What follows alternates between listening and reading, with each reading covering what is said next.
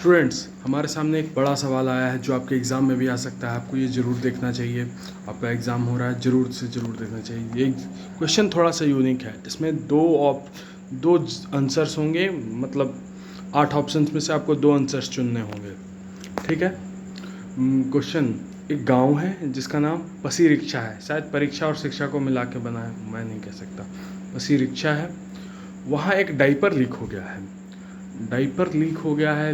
दिक्कत की बात यह है, लोग कह रहे हैं वहाँ के एक बड़े माने हुए व्यक्ति हैं प्रधान साहब को लोग इस्तीफ़ा देने को कह रहे हैं कि कुछ कीजिए इस पे। लेकिन प्रधान साहब कह रहे हैं कि इस्तीफ़ा तो नहीं दूंगा। ठीक है। उनके एक एन ए टी ए एक उनके नाते में रिलेशन में, नाता यानी रिश्ता। तो NATA के अति विवेक सिंह कह रहे हैं डायपर लीक नहीं हुआ है, बस थोड़ा सा पानी उसमें से बाहर आ गया है, बस यही मुद्दा है। मैं भी एग्री करता हूँ उनकी बात से। अब आपको बताना है कि अति विवेक साहब और प्रधान साहब इस्तीफ़ा क्यों नहीं दे रहे, इनके मन में क्या विचार हो सकते हैं इसके लिए। तो ऑप्शन ए सीरीज़ में हम लोग जा रहे हैं। पहले इन चारों ए सीरीज़ के चारों ऑप्शन में से आपको एक चुनना है। तो पहला ऑप्शन है, उन्हें लगता है लीक हो गया तो हो गया।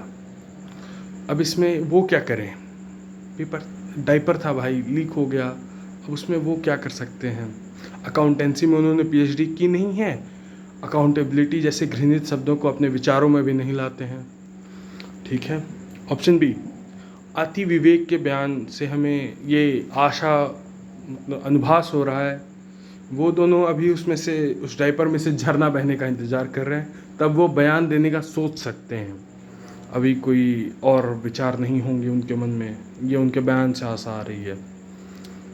सी, ऑप्शन सी, ये भी ठीक मुझे लग रहा है। बस डायपर ही तो लीक हुआ है, हर साल होता है, इस साल कौन सा नया हो गया।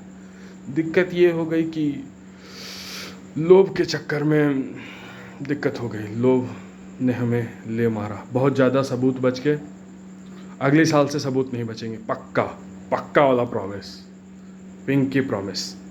ऑप्शन सी मानने लायक है, हो सकता है।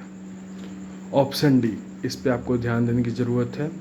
हो सकता है इनका एक गवर्नमेंट नामक भाई आता हो जो कहे कि ये सब पाकिस्तान और चीन की साजिश है, ये सब AI है, कुछ रियल नहीं है, सब फेक है।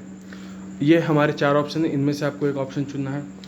अब हमारा दूसरा सीरीज़, इस सवाल पे स्टूडेंट्स का आपका क्या विचार होना चाहिए। मैं इस सवाल को क्यों पढ़ूं, मेरे पास 30 लाख है। Fair point. चलिए, ऑप्शन 2, मैं इस सवाल को क्यों पढ़ूं, मेरे पास 30,000 भी नहीं है।